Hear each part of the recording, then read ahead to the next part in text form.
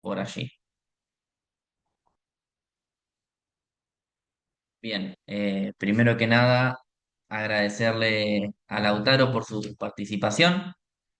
Este es un nuevo episodio del ciclo de entrevistas Estudiantes en Acción que estamos brindando desde el CESAVI, un espacio para que compartan sus experiencias, sus proyectos, investigaciones sobre alguna temática relacionada a la ingeniería biomédica, tanto para darse a conocer, para compartir lo que están haciendo, inspirar a otros, como también para conectar con gente que esté trabajando en algo similar. La idea de esto es empezar a construir una red de estudiantes en donde tengan difusión en los trabajos que van haciendo, de la índole que sea, no pasa nada. Y como charlábamos hace un ratito con Lautaro, a veces uno siente que no tiene una verdad absoluta, pero que algo aprendió. Y compartir esos pequeños aprendizajes a otros que quizás no los han transitado, muchas veces aportan un montón a la formación y desarrollo. Así que damos inicio a este segundo episodio, en este caso con Lautaro Gabriel Ocampo, estudiante de bioingeniería en la Universidad Nacional de Córdoba, quien hablará acerca de la física médica, la radioterapia y las posibilidades de formación en el exterior. Lautaro, un placer tenerte con nosotros. Adelante. Bien, buenos días a todos y a todas. En primer lugar, me gustaría agradecer a Ramiro, Natalia y Agustín por el espacio y al CESAVI. Me parece que es muy importante el relacionarse y conocer las distintas posibilidades que hay para la ingeniería biomédica. Así que bueno, ahí comparto pantalla y empezamos. ¿Me pueden decir si se ve o no? Sí, se ve perfectamente. Estamos. Bueno, bueno, como decía Agustín recién, yo soy Lautaro Campo, estudiante en la Universidad Nacional de Córdoba de Ingeniería Biomédica. Estoy en mi último año ya. Y bueno, hoy les traigo un poquito lo que fue mi experiencia en la radioterapia y espero que al final podamos compartir y intercambiar ideas, dudas, todo eso. Así que bueno, empecemos. Entonces, en primer lugar, ¿qué es la radioterapia? Dentro de la física médica, que es una disciplina que utiliza los principios de la física para tratar enfermedades, hay cuatro ramas principales. Primero tenemos todo lo que es la obtención de imágenes diagnósticas utilizando radiaciones ionizantes, tanto como no ionizantes, y esto entra todo lo que es el ecógrafo, tomógrafo, resonador, etcétera. Luego tenemos otra rama que es la relacionada a toda la parte de prevención y cuidado de los usuarios, es decir, los profesionales, del público y de los pacientes de las radiaciones ionizantes en su mayoría. Por otro lado, también está la parte de obtención de imágenes diagnósticas, que es la medicina nuclear, pero esta vez utilizando radiofármacos.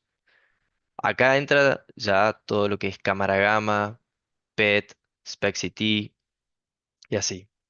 Bueno, y por último, esta última rama que queda es la radioterapia, que es la utilización de radiación ionizante para tratar enfermedades oncológicas. Y es en esta en la que nos vamos a centrar hoy. La física médica es una especialización que con el título de grado de ingeniería de ingeniero biomédico se puede perseguir y se puede especializar en una de estas cuatro áreas. Entonces, el ingeniero biomédico, ahora ya más físico médico, en radioterapia, ¿qué es lo que hace? En primer lugar, la mayor parte del tiempo va a estar diseñando tratamientos. Va a estar en lo que es el software Eclipse, en esa interfaz, va a estar diseñando tratamientos, proponiendo planes, optimizando, haciéndole controles de calidad a los tratamientos. Y en segundo lugar, lo que también va a ser el control de calidad, pero a los equipos. En radioterapia externa, lo que se utiliza es los aceleradores lineales. Entonces, es el físico médico el que se encarga de corroborar que todos los controles mecánicos de dosis den correctamente. Y por último, que también me parece muy importante en esta área, que tiene mucha investigación en curso, es la constante actualización con el estado del arte, ya que la radioterapia está constantemente con muchas investigaciones, muchos trabajos de científicos. Es muy importante mantenerse al día con las nuevas técnicas que van saliendo, con los distintos protocolos. Entonces, esto es un poco lo que hace, a grandes rasgos, el ingeniero biomédico, ahora más físico médico, en su día a día en la radioterapia. Bueno, como les mencionaba recién, esta es un poco la interfaz de lo que es el software Eclipse, que es el planificador de tratamientos. Y acá lo que podemos ver es, por un lado, lo que es esta tomografía y acá los otros dos cortes reconstruidos. Acá tenemos también un histograma que ahora está vacío, pero sirve para corroborar que al tal porcentaje de volumen le llegue una dosis mínima. Luego tenemos acá, por ejemplo, en este apartado, todos los planes para un paciente y acá tenemos todo lo que son las estructuras, los volúmenes que aparecen sobre la tomografía. Acá vemos algo, digamos, una forma con color celeste, una con color fucsia. Todo eso son volúmenes que ya vamos a ver la importancia que tienen y sirven para suministrar la dosis correctamente. Bueno, por otro lado, tenemos lo que es el acelerador lineal, que es la principal máquina que vamos a utilizar para administrar la dosis de manera externa. Y bueno, el físico médico es el que tiene que llevar a cabo todas estas tareas de control de calidad, algunas son diarias, otras semanales, mensuales, e incluso hay anuales. Generalmente lo que se corrobora es que, bueno, el gantry, que es esto de acá, gire bien, esto gira a los 360 grados, que acá estos son unos láseres que sirven para fijar un isocentro acá, hay otro en el techo. También se corrobora que la camilla se mueva en las tres direcciones. Y generalmente lo que se usa también es una grilla grande, grande, que tiene como enumerado distintas distancias y sirven para que la luz del gantry, porque esto de acá sale un haz de radiación, que la luz se pueda modificar como se desee. También tiene unas mordazas que permiten ajustar, digamos, el tamaño de la luz del campo. Bueno, entonces, ¿cómo se hace un tratamiento? Como ven acá, esta es la ruta típica de un tratamiento y son varias etapas y interpelan a distintos profesionales. Entonces, en primer lugar, el paciente llega a la institución. Cuando el paciente ya llega a la institución, por lo general ya está diagnosticado. Es decir, en radioterapia no se hace ningún diagnóstico de nada, ya el paciente viene diagnosticado y se le va a hacer una tomografía el primer día que viene. Esa tomografía es muy importante que el paciente esté cómodo y en una posición exacta, digamos, porque después, cuando se le haga el tratamiento, todos los días el tratamiento tiene que estar en la misma posición. Es muy importante que sea siempre la misma posición. Para esto se suelen usar colchones de vacío que se adaptan a la forma del paciente. Generalmente se le ponen o del hombro, de los hombros para arriba o en las piernas, depende de que se esté tratando. Entonces, una vez hecha la tomografía, esta tomografía va al departamento de médicos. Todos estos pasos en general les aparecen como unos, en lo que es Eclipse, el software, les aparece como pendientes.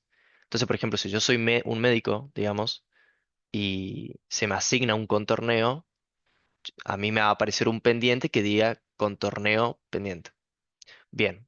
Entonces, una vez que hacemos la tomografía, esta va al departamento de medicina. En el departamento de medicina, lo que hacen los médicos es, en primera instancia, les llega la tomografía vacía, digámosle, con los cortes y lo que ellos hacen es dibujar los órganos a riesgo, que generalmente son los órganos que están contiguos a la zona a tratar, y los volúmenes objetivo, que son los volúmenes a los que nosotros les queremos dar la dosis.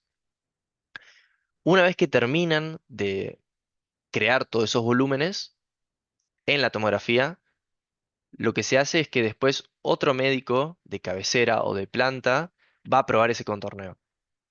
Aprobó el contorneo, pasa ahora al departamento de física médica. Aquí los físicos médicos reciben la tomografía con los volúmenes creados sobre ella.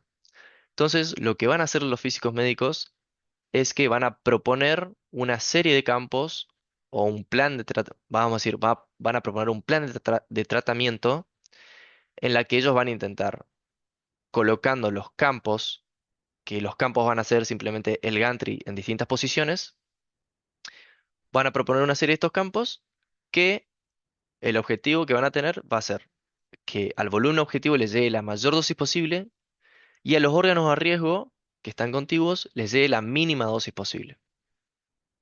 Obviamente esto es muy difícil, por eso es que se hacen por general una o dos propuestas. Luego que se termina de calcular toda la dosis, de optimizar el plan, se tiene que aprobar por otro físico médico. Y esta parte de aprobación tiene dos partes. En primer lugar, se aprueba por un físico médico de cabecera del departamento y luego se tiene que aprobar justo junto con ese físico médico el médico también de cabecera que aprobó el contorneo. Entonces, están el físico médico y el médico de cabecera juntos viendo si le dan el ok final a ese plan. Suponiendo que le dan el ok, lo que se hace luego es hacer un control de calidad del plan. ¿Qué es eso? Es, con un software aparte, lo que se hace es que se simula la dosis que se le va a entregar al paciente y este software externo, digamos, arroja unos parámetros que te van a dar la pauta de si el plan cumple o no los parámetros mínimos, los requisitos mínimos, disculpa. Luego también lo que se hace, como parte del control de calidad, es que se irradian los campos en el equipo, es decir, en el acelerador lineal, pero sin el paciente. Y se mira cómo se distribuye la dosis y si hay algún punto caliente o no. Entonces, una vez que todo eso está hecho, recién ahí se puede dar inicio al tratamiento. Entonces, fíjense todos los pasos que hay detrás para que el paciente pueda iniciar su tratamiento. Bien, yo recién les hablaba de lo que es los volúmenes objetivos. ¿Pero qué son realmente? Bueno, son principalmente estos tres. Tenemos en primer lugar esto que es el GTB, que es el volumen tumoral visible, que es, digamos, toda la masa tumoral literalmente. Es todo lo palpable, lo visible en la tomografía del tumor. Después tenemos al CTB, que es como una extensión de este volumen, y este CTB, que es el volumen tumoral clínico, comprende, además de la masa tumoral, comprende todas las propagaciones microscópicas que pueda tener esta enfermedad. Como sabrán, el cáncer tiene la particularidad que puede hacer metástasis. Entonces, y de propagarse. Entonces, este CTB lo que tiene en cuenta es esa propagación microscópica, la existencia de esa posible propagación microscópica de la enfermedad. Y luego tenemos el PTB, que es el volumen de planificación tumoral, que en su interior comprende al CTB y al GTB, y además considera los errores de posicionamiento y de movimiento del organismo.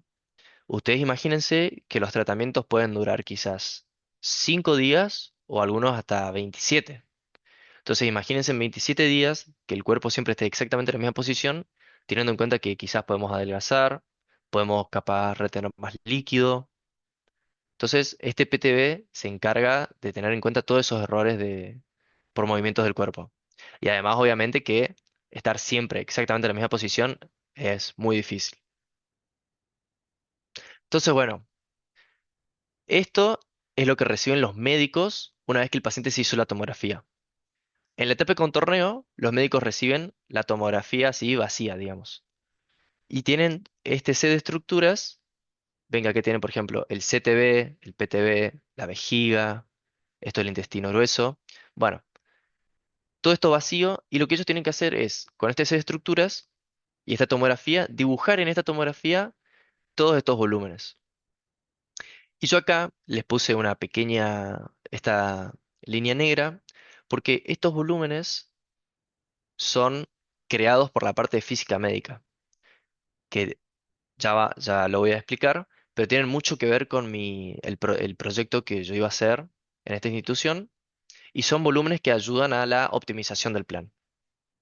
Bien, entonces, en este modelo 3D ven cómo quedan las estructuras dibujadas, y ven, por ejemplo, acá la vejiga, no se dibuja toda la vejiga, sino que se dibuja como la parte proximal a la zona a tratar. Esto es una próstata, y no sé si se alcanza a ver, pero hay como un pequeño margen, y muy probablemente esto sea el PTB, y esto más rojo sea el CTB, y acá el recto. Entonces, así es como sale, una vez aprobado el contorneo, cómo queda la tomografía. Bueno, y en cuanto a los tratamientos, hay distintas formas de administrar. Tenemos, por un lado, lo que es hipofraccionado, que vamos a tratar de entregar una cierta dosis en pocos días. Entonces, por ejemplo, imagínense, queremos entregar 60 Gray en 5 días, vamos a entregar en 5 días una dosis muy alta. En cambio, en el hiperfraccionado es al revés. Vamos a hacer para la misma dosis total, muchas fracciones, muchos días y poca dosis cada día. ¿Esto de qué depende principalmente? Bueno, más que nada de la historia clínica del paciente, de la edad. Es decir, a un paciente pediátrico, por ejemplo, es muy raro hacerle un hipofraccionado porque es un paciente que tiene mucha esperanza de vida y no le podemos dar mucha dosis porque no nos sirve decir, bueno, ahora que le trato de esta enfermedad ahora, pero dentro de 10 años va a volver. ¿Me explicó? Por eso es que generalmente depende mucho de la edad, bueno, de la historia clínica y también de la... Algunos pacientes tienen cierta predisposición a desarrollar ciertas enfermedades.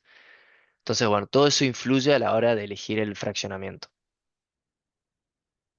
Bueno, entonces ahora tenemos lo que es la parte de planes. Lo que es el acelerador lineal tiene, digamos, distintas formas de entregar la dosis. Tenemos por un lado lo que se llama la técnica 3D, que consiste en que yo agarro y yo propongo los campos, es decir, las posiciones en las que yo quiero que el gantry se coloque e irradie. Y lo que vamos a hacer es que manualmente vamos a modificar el MLC. El MLC es el multiláminas, que es, como ven acá, este cuadrado, esto es toda la luz, es como todo el campo, lo máximo que puede abrirse el gantry para irradiar. Entonces, esto que ven acá son todo un montón de láminas que se van moviendo. Entonces, en la técnica de 3D, yo las fijo manualmente, las adapto a la forma del tumor, pero se hace todo manualmente. Es como la técnica por ahí quizás más tradicional. Luego, una versión, digámosle, más avanzada o mejorada de la 3D es la IMRT, que esta técnica se llama radioterapia por intensidad modulada o técnica inversa. ¿En qué consiste? Es muy parecida a 3D porque yo también vuelvo a poner las posiciones en las que yo quiero que irradie el gantry. Acá, por ejemplo, pone acá se va a parar el gantry y va a irradiar, acá también y acá también. ¿Pero qué diferencia tiene esta? La diferencia con esta y el por qué se llama técnica inversa es que yo en este caso le voy a decir al planificador a dónde quiero llegar. O sea, le voy a decir, mira, yo quiero que en este volumen haya 60 Gray, en este órgano no quiero que la dosis pase los 20 Gray, y le voy escribiendo todas las restricciones. Y después el planificador lo que va a hacer es que en base a esas restricciones, él va a modular las intensidades de cada campo con el MLC. Y es una diferencia muy importante con esta, porque en el 3D es como que yo voy probando, voy ajustando hasta llegar a mi resultado. En cambio, acá lo que yo hago es pongo mi resultado y de ahí el planificador va ajustando. Y otra diferencia es que acá este MLC se va, las láminas, digamos, están todo el tiempo moviéndose, porque están modulando la intensidad de las. En cambio, acá en el 3D están fijas. Se ponen en cierta forma, irradia y va al otro campo. Bueno, y por último, esta técnica que es, digamos, la más nueva, que se llama Rapid Arc, básicamente consiste en un arco en el cual durante todo, digamos, esa trayectoria, el equipo va a estar irradiando al mismo tiempo que está girando. Entonces, imagínense la diferencia entre estas dos modalidades, que el gantry se frena, irradia, se, gi- se frena, irradia, termina de irradiar, se mueve, se frena, irradia, así, a esto que se mueve, da una vuelta y irradia todo. Esas son las tres principales modalidades. Bueno, después, miren, en la parte cuando se tiene que aprobar el plan, se fijan, generalmente corte por corte, el físico médico como el médico, esta distribución de dosis. Ven que acá, por ejemplo, tenemos acá la cabeza femoral dibujada, acá hay otros volúmenes dibujados, y básicamente lo que se fijan es que esta dosis de acá, que se ve en rojo, ese, digamos, ese rojo, no se expanda demasiado y no llega por ejemplo, acá tenemos la vejiga, está bastante cerca y se trata de que, digamos, ese órgano no reciba una dosis que pueda llegar a ser muy importante o nociva.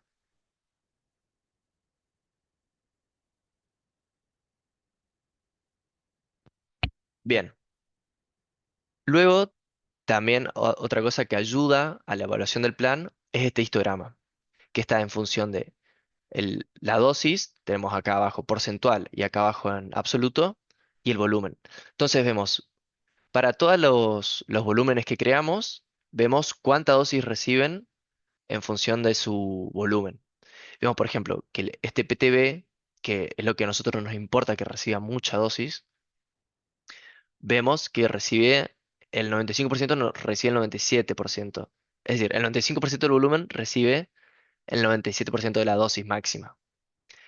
Como regla general, se apunta a que el 95% del volumen del PTB recibe el 100% de la dosis. En este caso, por ejemplo, este plan, el 100% es 6000 centigrade, o sea, 60 gray. Y vemos que acá está recibiendo un poquito menos. Entonces, esto se podría mejorar, pero bueno, tampoco es como que si no llega a los 100 gray, perdón, al 100% de la dosis, no se aprueba el plan. Depende mucho también del caso, del criterio del médico. Muchas veces se puede aprobar, aunque el 95% del volumen no llega al 100% de la dosis, igualmente se puede aprobar el plan. Pero bueno, este histograma le sirve mucho a los médicos para poder evaluar qué tan eficiente va a ser el tratamiento. Bueno, y era un poquito durante mi paso por el centro de radioterapia en el que estuve. Esto es un poquito lo que yo les hice como un trabajo, que es, digamos, una serie, sí, una lista de semáforos que lo que les dice es si tales volúmenes cumplen con sus restricciones. ¿De qué sirve esto? Antes lo que hacían es que tenían una aplicación en el celular con todas las restricciones. Entonces, ¿qué hacían? Tenían que mirar el histograma que les mostré recién y fijarse, por ejemplo, acá dice, el recto, el 0,01% de su volumen no recibe más de 60 gray. Entonces, tenía que ir en el histograma a donde decía 0,01%, encima tenían que pegarle el 0,01% y fijarse que ese volumen no reciba más de 60 gray. Bueno, ¿qué les hice yo? Le hice toda esta lista de semáforos que les va a decir que si el volumen cumple con la restricción, entonces va a estar en verde. Entonces, el médico ya va a saber bien qué volúmenes no cumplen las restricciones y va a ir directo a esos volúmenes a ver qué está pasando en esa zona. Acá vemos, por ejemplo, que el PTB, que es nuestro volumen objetivo, ven que acá yo le pongo que el 95% recibe más de 60, que es el 100%. Entonces vemos que acá, por ejemplo, no recibe más del 100%. Entonces, em, ya el médico de entrada sabe que está subdosado ese plan. Esto la verdad que agiliza mucho las cosas, más teniendo en cuenta que por día aprueban mínimo 5 o 6 planes. Entonces imagínense. Bien, entonces lo que yo les mostré recién es una parte de cada uno de estos protocolos. Ven que para cada uno, para cada localización, generalmente hay dos. Uno que es gantry fijo, puede ser tanto 3D como intensidad modulada, o RapidArc, que era el que le mostré que era un arco. Y además, estos protocolos lo que tienen son ya todos los campos preseteados y tienen todas las dosis, perdón, las dosis no, las restricciones precargadas. Esto la verdad que ahorra mucho tiempo, porque si no, todo esto hay que ponerlo a mano. Entonces, imagínense hacer 6 7 pacientes por día, diseñar planes, 5 o 6 planes por día, y tener que escribir todas las veces esto, la verdad que es bastante tiempo. Entonces acá vemos, por ejemplo, esta configuración de campos es típica de una IMRT o una 3D. Ven que son 7 campos y esto que ven acá abajo son imágenes, que es una, digamos, anterior, es decir, de arriba, una lateral y un convensity, que es, digamos, es como un haz de radiación en forma de cono que va a permitir reconstruir una tomografía. Esta es una modalidad. La otra que les comentaba es el Rapid Arc, que ven que es un solo arco. Entonces, fíjense la diferencia entre tener que configurar 7 campos a tener que configurar uno. Luego, lo que le mostraba de las restricciones también es que al planificador se le pone, más que nada cuando hacemos IMRT, todas estas restricciones, que es todo a lo que yo quiero llegar. A todos estos volúmenes yo quiero que no le dé, por ejemplo, a las cabezas femorales, que el 3% del volumen no supere los 38 Gray. Entonces, eso para las cabezas femorales y para todos los otros volúmenes lo mismo. Bien, entonces, con todo explicado ahora, les voy a comentar un poco en qué consistía el proyecto que yo estaba haciendo para este lugar, que no lo pude terminar, pero la verdad que era muy, muy lindo y muy interesante. Bueno, este proyecto que yo tenía se centraba principalmente en la etapa de diseño del plan.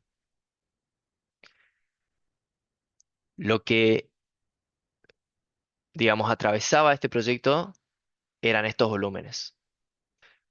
¿Se acuerdan? Ya les expliqué que el GTB es la masa tumoral, el CTB es la propagación por enfermedad microscópica y el PTB es el volumen que comprende los errores de posicionamiento.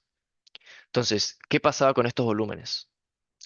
Lo que sucedía muchas veces cuando los médicos dibujaban el CTB y el PTB es que el PTB, digamos, se superponía con volúmenes que son órganos a riesgo. Entonces, ven acá, por ejemplo, el PTB se superponía con la vejiga. Esto es próstata, ¿no? El PTB se superponía con la vejiga y con el recto. ¿Y cuál es el problema de que se superpongan? Que yo al PTB yo le quiero dar 60 Gray, al 95% de su volumen. Y yo al mismo tiempo a la vejiga, yo no quiero que el 5%, el 1%, digamos, pase los 27 Gray. Y lo mismo para el recto, el 1% no pase los 27 Gray. Entonces, el planificador no tiene forma de hacer que en todo este volumen haya 60 Gray y acá haya menos de 27, digamos. O sea, no puede hacer una caída tan abrupta y menos si están superpuestos, digamos, un volumen que tiene máximo, mínimo 60 y otro que tiene máximo 27, o sea, entra en conflicto. Entonces, ¿qué tienen que hacer los físicos médicos siempre que les pasa esto? Tienen que agarrar y hacerlo todo manual y recortar. Digamos, el PTB lo tienen que recortar de la vejiga. Entonces, y también del recto, de los órganos a riesgo. Entonces, siempre que les llega esto, que es prácticamente el 90% de las veces, tienen que recortar a mano todas las veces esto. Y como es una tarea tan repetitiva, era perfectamente automatizable. ¿Por qué? Si bien, bueno, para cada tipo de localización y de técnica el recorte era diferente, era algo que tranquilamente podía ser automatizado y, y configurado, digamos, para, digamos, el margen para cada tipo de planificación. Entonces, ¿qué es lo que llegué a hacer yo? Lo poco que llegué a hacer es, hice unas pruebas y pude, mediante código, es decir, que se haga solo, automáticamente, pude realizar este recorte. Ven que el PTB está recortado al ras de la vejiga.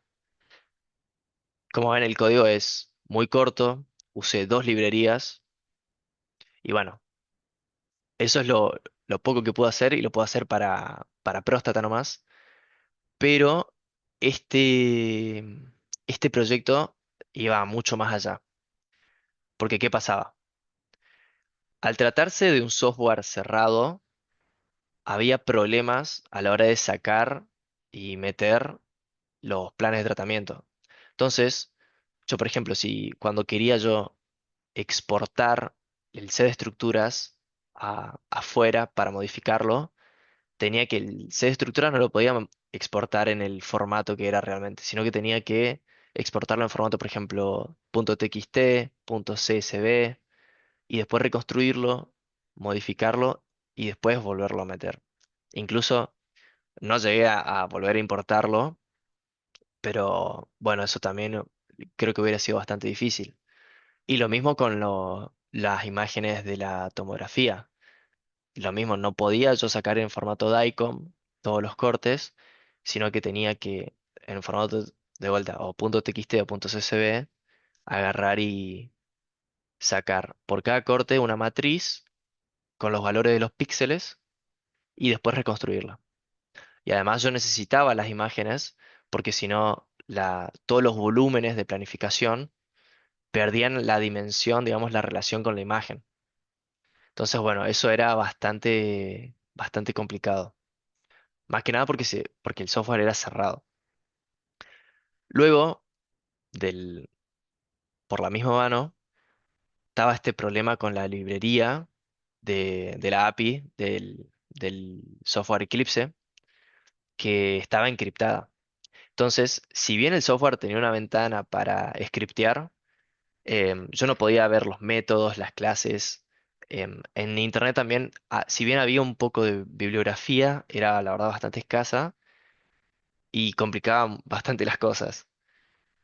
Pero aún así no quiere decir que sea imposible, sino que, digamos, quizás era un poco más engorroso algunas cosas, pero no dejaba de ser interesante el proyecto.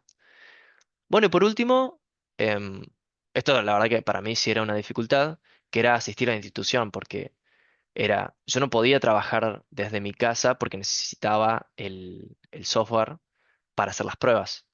Entonces, en mi caso, por ejemplo, tenía un viaje en colectivo de 20, 30 minutos todos los días a la institución y 30, 40 de vuelta por la hora pico a mi casa. Entonces, todos los días, 1 hora y 10 minutos que te coma, me parece que hace la diferencia a que, por ejemplo, poder haber trabajado desde casa y avanzar en cualquier horario que me quedase cómodo. Entonces, la verdad que un proyecto muy lindo. Me dio una lástima no poder terminarlo, pero la verdad que estaba muy interesante. Así que bueno, eso fue todo. Muchas gracias a todos por su tiempo, por su atención y cualquier duda, estoy a disposición.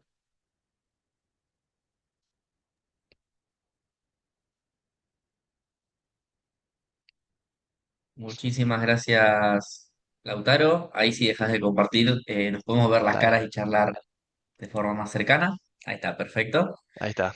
Bueno, de vuelta, gracias por tu tiempo. Esto no termina, falta la segunda parte claramente, que Sí, sí, creo que sí. varios venimos por eso, pero quería hacer un comentario antes de seguir, y como bien lo charlamos por mail anteriormente, más allá de que los proyectos no se concluyan o no terminen en una solución concreta, que es lo que muchas veces uno espera cuando comienza este tipo de emprendimientos en cuanto a los trabajos que realiza, creo que es interesante compartir igual la experiencia. Porque vos decís, me hubiera encantado poder desarrollarlo, tuve esta y estas dificultades. Y creo que es la realidad de muchos. Ujú. No creo que solamente te pase a vos y el resto tenga el software libre, que pueda tirar script de donde quiera y que pueda trabajar desde su casa 24/7.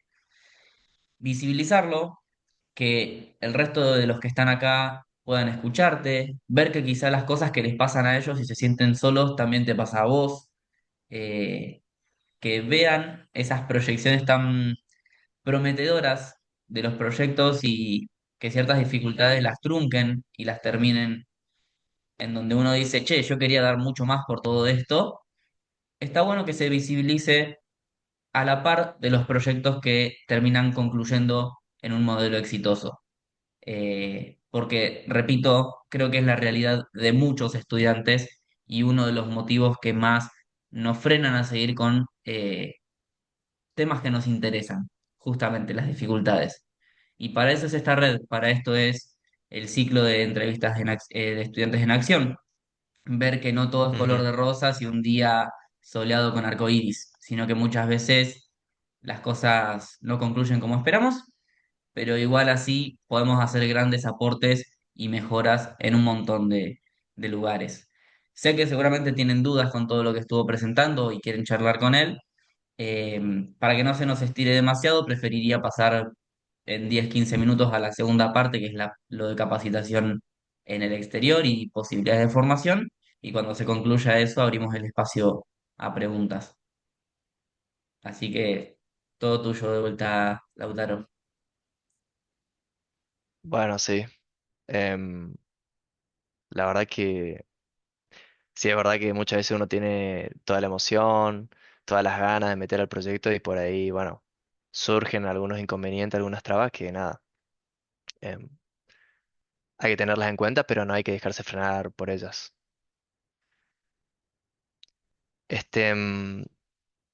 Lo que sí ahora no, la verdad no sé cómo seguir, no sé si quieren hacer alguna duda o que charlemos de la posibilidad de cómo, digamos, formarse en el exterior, que algo que a muchos nos interesa.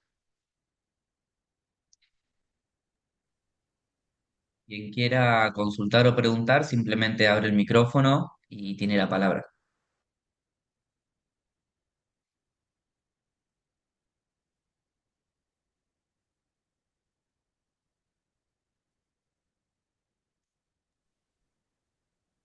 Bueno, Capaz, em, Lautaro, si no es ningún sí, secreto, podés compartir un poquito eso. lo que se viene, la Sí, posibilidad sí, sí, que se te abrió y ahí quizá comiencen las dudas.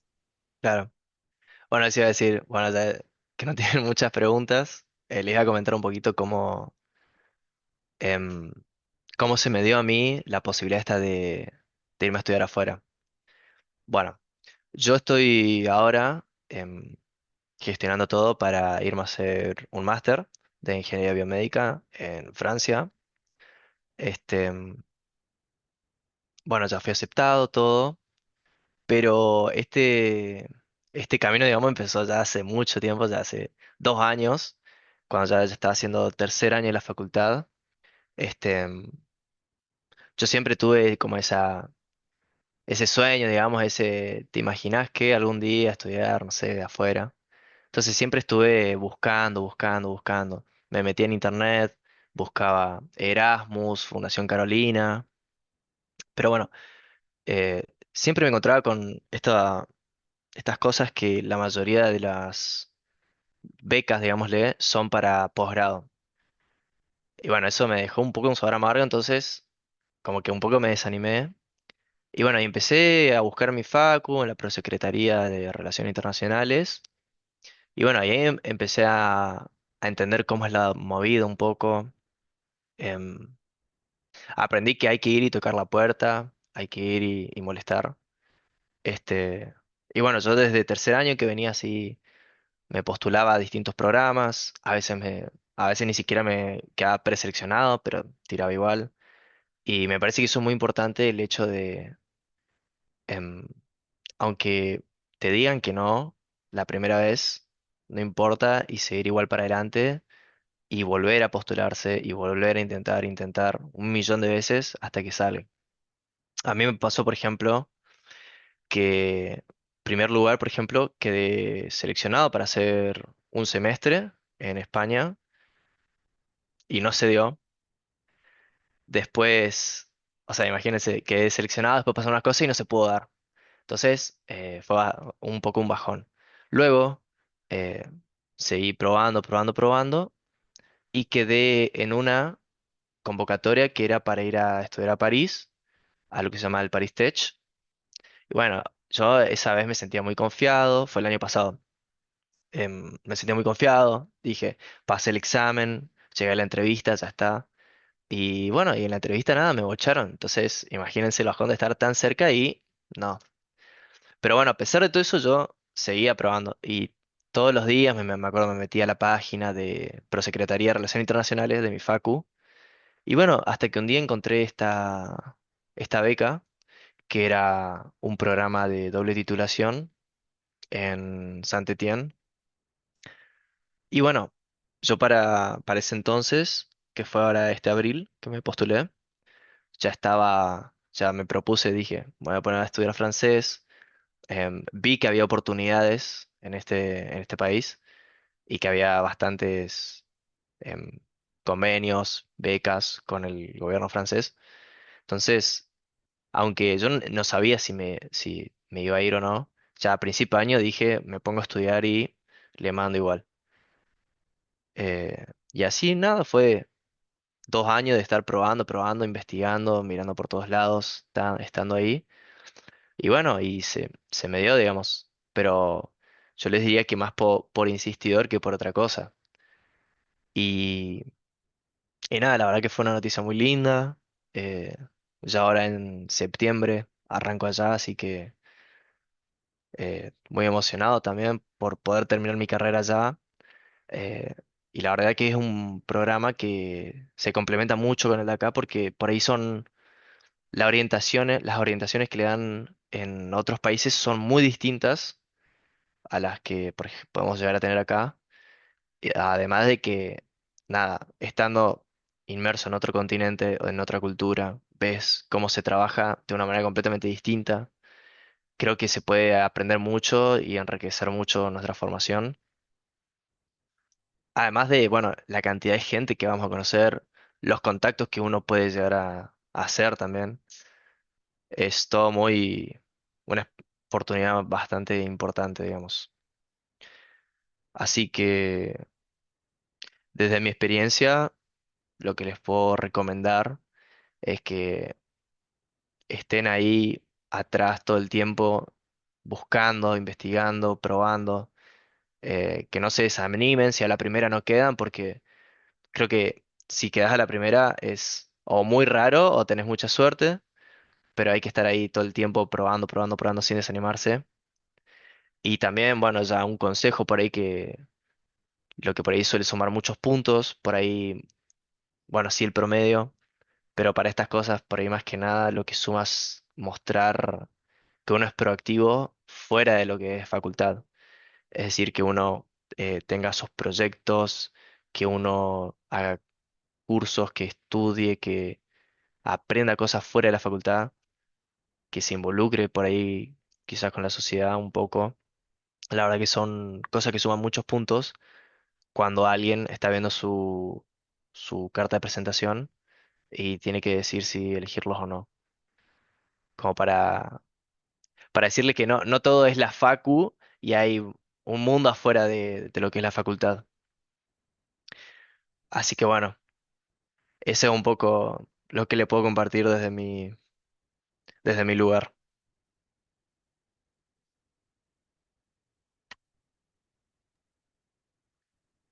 Bueno, muy lindo consejo y muy interesante tu camino de persistencia, de estar Sí, sí, ahí metiéndole, no desanimarte, tener en claro que lo que vos querés es una experiencia en el exterior, como decías, seguir formándote, conocer nuevas culturas, ver cómo es la ingeniería biomédica en otras partes del mundo y qué enfoques toma, ¿no? Creo que es una experiencia muy enriquecedora con muchos requerimientos, eso sí. sí, Eh, sí. Nada, sin más, dejamos abierto el espacio a dudas, tanto de lo que es formación en el exterior como del trabajo de Lautaro. Nuevamente, el que quiera abre el micrófono y habla.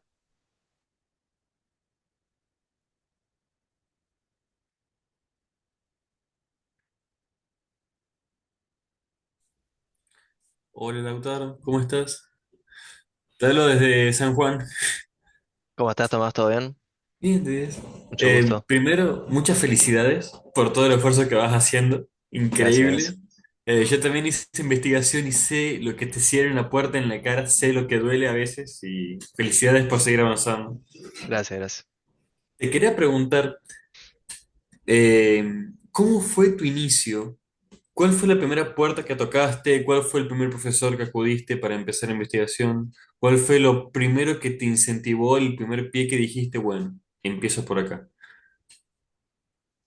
Bueno, mira, yo me acuerdo que yo seguía a la cuenta de la universidad en sus redes sociales y me acuerdo que habían subido una vez un posteo de un semestre en el exterior y dije, está todo pago, dije, chao. Bueno, y ahí fue como que empecé, ahí fue como que dije, o sea, realmente se puede desde desde la facu postularte e irte a estudiar. Ahí fue como el primer momento que dije, no es tan imposible, no es tan loco, no es tan lejano. De hecho, es muy, muy cercano. Y fue cuando vi ese posteo, digamos, que me empecé a mover. Y ahí o sea, lo primero que averigué era como, em, ¿quién está a cargo de esto? ¿Quién organiza, digamos, este programa, este convenio? Y eso te aseguro que preguntando, o sea, llegás a la persona. Bueno, y ahí, bueno, me di con el, digamos, el secretario de la prosecretaría de Relaciones Internacionales de mi facu. Y bueno, fui, toqué la puerta, hablé, le comenté que estaba, no sé, estaba justo haciendo tercer año, que me interesaba estudiar afuera, que, no sé, sabía inglés, en ese momento sabía inglés. eh, Y bueno, me contó, mirá, tenés esto, tenés esta página de la Facu, después tenés esta otra de la universidad. Yo no sabía que la universidad también daba convocatorias para que vos te vayas a estudiar afuera. Y así, hablando con él, me abrió esa puerta y dije, wow, mirá esta página, todos estos requisitos así. Y bueno, y ahí empecé a ver todas las becas, me puse a ver los requisitos también. Que eso por ahí también es algo que es un poco trampa, porque muchas veces he visto requisitos, no sé, promedio mínimo 7. Y por ahí vos tenés, no sé, por decirte, promedio capaz 5 6 ponele, digámosle, pero quedás igual. Entonces, por ahí, otro consejo también es que, aunque ustedes vean que no cumple los requisitos, postúlense igual. Porque es muy probable que queden igualmente, aunque capaz no tengan justo el nivel de idioma o no tengan quizás el promedio que piden, digamos, no es un requisito excluyente. Por más que diga requisito excluyente, igual. Em, y bueno, y después de eso fue también ir hablando con personas que ya hayan tenido experiencias así en el exterior, o que hayan hecho un semestre, o que se hayan ido de intercambio. em, en el ámbito facultativo, ¿no? Siempre hay alguien, te aseguro que siempre hay alguien que fue y volvió. Entonces, también el intercambio con esa gente que ya tuvo la experiencia, la verdad que te ayuda mucho y te clarifica muchas cosas sobre cómo se maneja todo, digamos, en ese ámbito. Así que fue eso. Y después estar en la compu buscando, en la página de la Facu viendo cuándo abrían las convocatorias, las noticias, y así, y te vas enterando. Muchas gracias, Lautaro. Gracias a Sí. vos.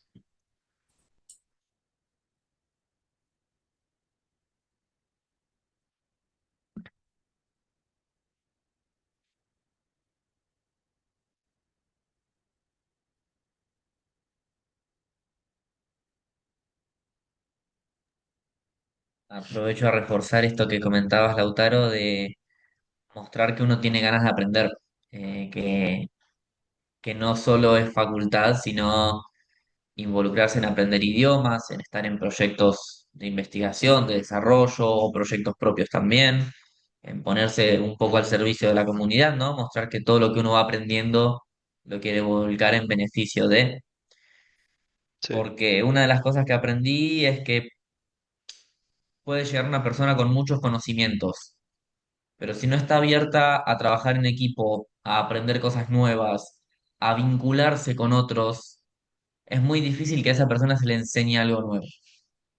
En cambio, ujú, el que no sabe a la perfección un idioma, pero está abierto a aprender, pero es receptivo a comentarios, correcciones, devoluciones, ese va a ir aprendiendo poco a poco y en algún momento va a alcanzar ese nivel esperado.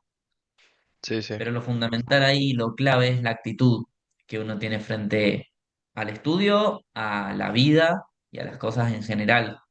Eh, y como mencionabas, mostrar ese interés con las acciones que uno va haciendo día a día, de involucrarse, sí, de sí, estar presente, de participar, creo que es clave tanto para aplicar a este tipo de formaciones en el exterior, como para expandir también la cabeza, ¿no? Mismo hablándolo acá adentro, en Argentina, involucrarse con las actividades de la facultad, acercarse, golpear puertas, ver en qué se está trabajando en los institutos de cada facultad o laboratorios que muchas veces están escondidos en la piecita del fondo o a la sí, vuelta del pasillo que nunca caminé. Y capaz que golpeas la puerta y te encontrás con un mundo interesante en donde podés aprender muchas cosas nuevas, ver aplicaciones que no te imaginabas a lo que estás haciendo y eso también ayuda a la formación y al profesional que uno apunta a ser. tal cual, tal cual. Moverse, preguntar, involucrarse, todo eso, sí, muy importante.